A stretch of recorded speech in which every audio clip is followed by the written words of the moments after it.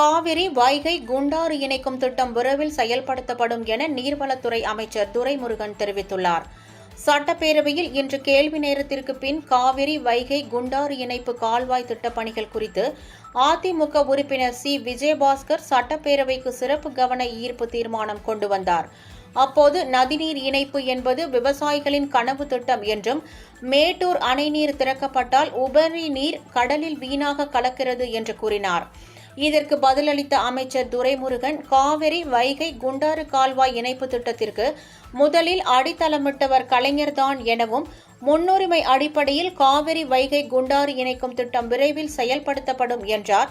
மேலும் காவிரி வைகை குண்டாறு இணைப்பு திட்டம் அடுத்த தலைமுறைக்கானது, விரைந்து செயல்படுத்த வேண்டும் எனவும் அவர் தெரிவித்தார்.